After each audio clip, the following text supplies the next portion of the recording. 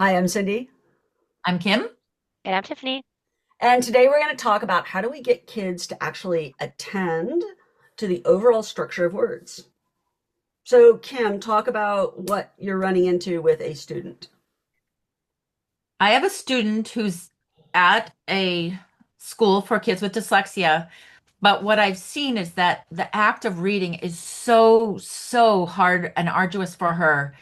She has worked very hard the last 4 years to try to memorize her vowel sounds and her consonant sounds. They're not all perfect, but they're getting better.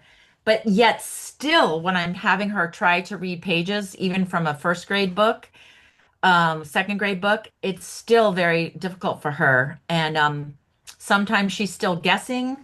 I literally am taking words apart and just doing vowel sounds first. Do you want me to show? Like Sure. I will show, I will do like this. Oh, wait, can you guys see? Yeah. Uh, Yes. and I will play Go Fish with her with a whole stack of vowel sound patterns. And then I will start showing her, see, you can read this now. There's just one consonant in front of that vowel sound pattern. And as you can see, I highlight the vowel sound pattern in green. Okay. Mm. And so that seems to work in a way that just giving her a list of words doesn't work. Is that correct?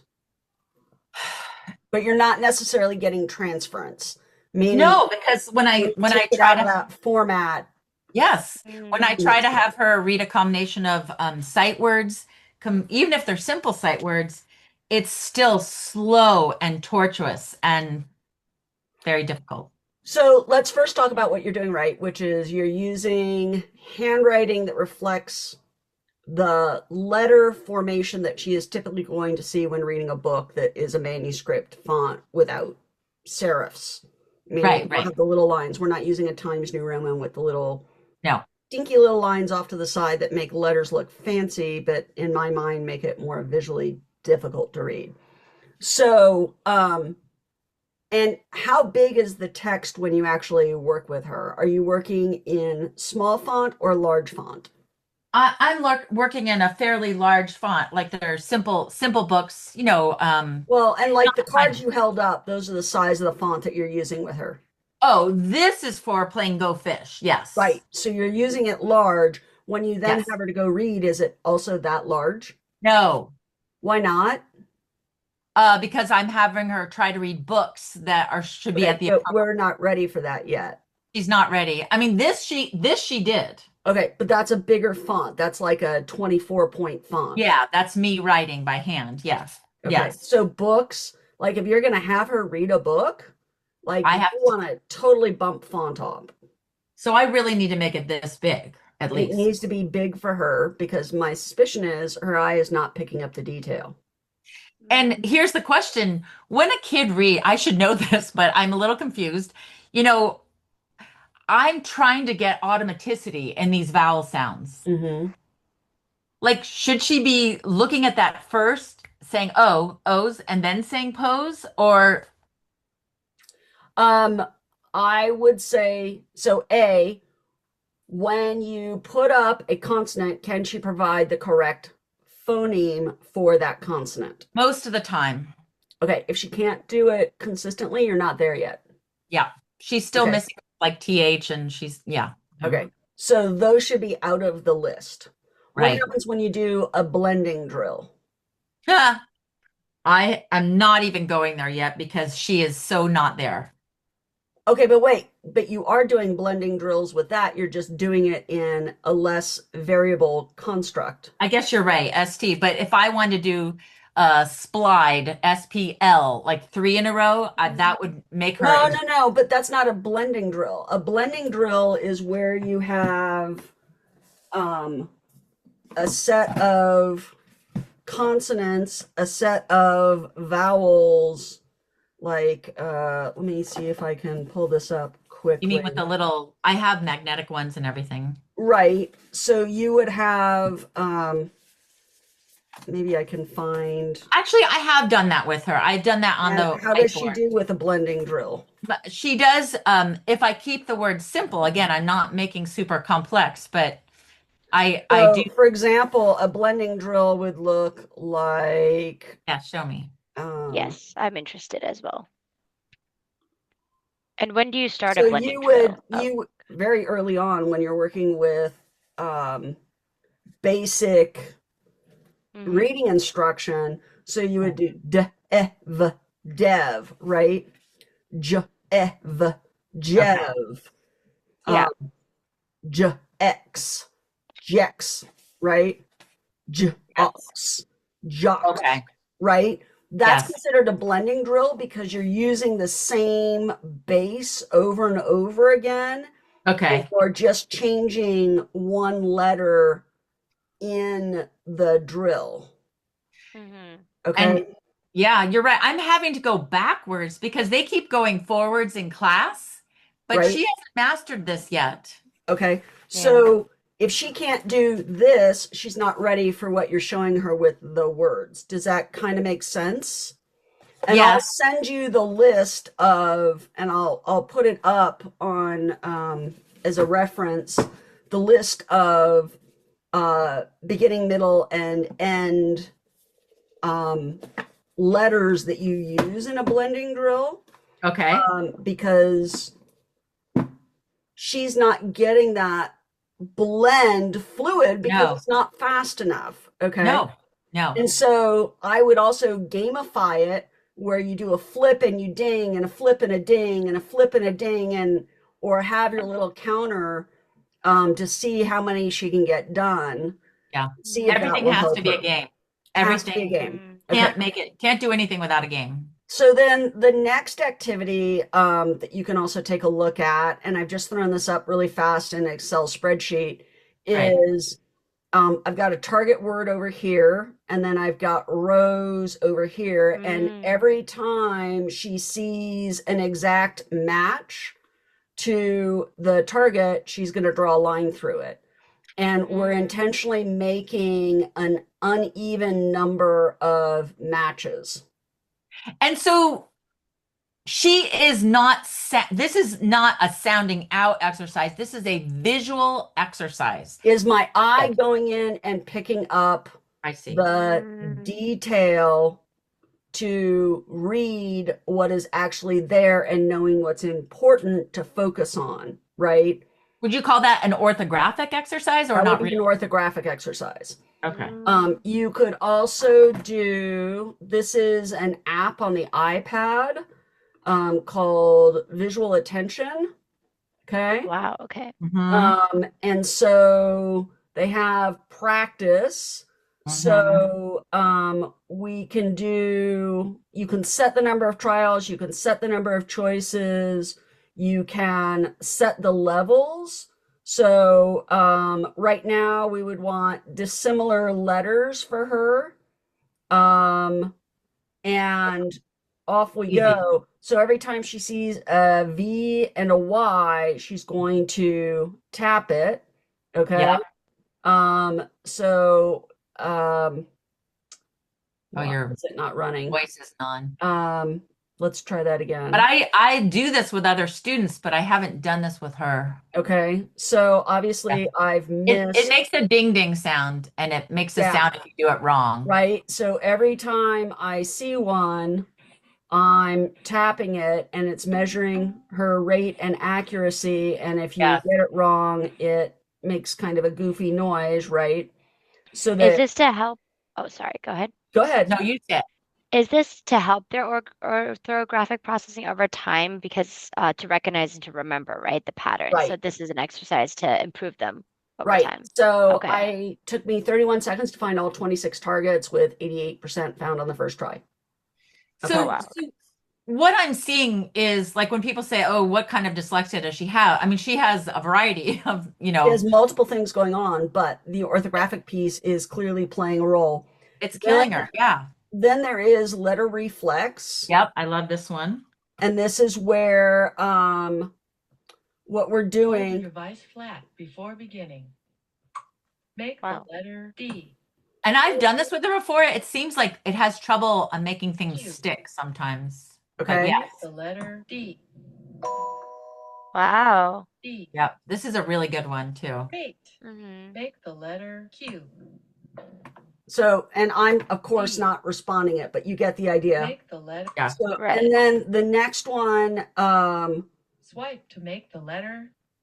oh, and I just crashed it. It's not super robust. It's, But this one's good too. The word net and the letter Yeah. T. so now I'm swiping. This may be a little hard for her, I Well, think. this is also on level 10, but you get the Oh. idea, right? Right. Yeah. Okay. Mhm. Yeah. So what we want to do is have her really start training that eye to the detail Mhm. and picking up on the detail and what happens when you read super phonetically regular text. Have you, Well, go ahead, Tiff. oh, No, no, nothing.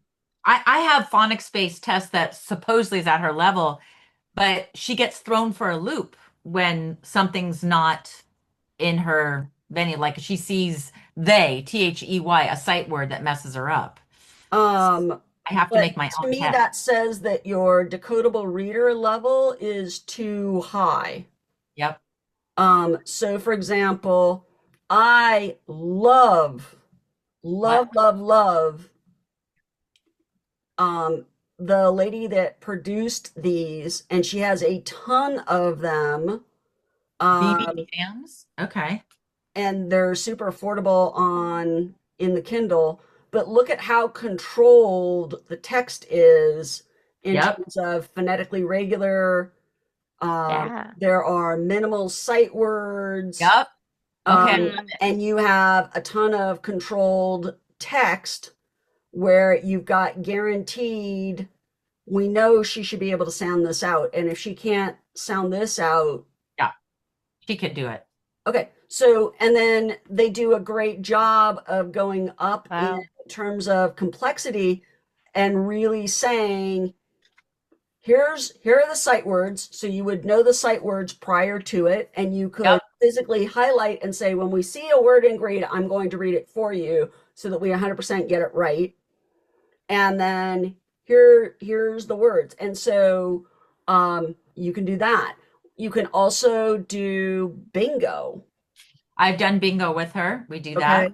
Yep. So Bingo Baker is a phenomenal app where you can go in and put in your target words. And I literally will go into those stories and make up a whole bingo card and have it be the target words that you're then going to read. And we can go over any of the hard ones up front so that we make sure that she's got all the words. So if you play bingo with the words first that you're going to then read in the story, she's primed. And then you go read the story, she's all ready because she's been Yeah. scanning and she's had to do the word recognition. So here's the question, and I'm sure other parents encounter this. So I need to go backwards and get this orthographic processing piece fixed. I've been trying to do that with the vowel sounds and consonants, but it doesn't match what she's doing in school. Is that okay? That's okay because that's where she's at. We've got to start with where she is, not where she should be.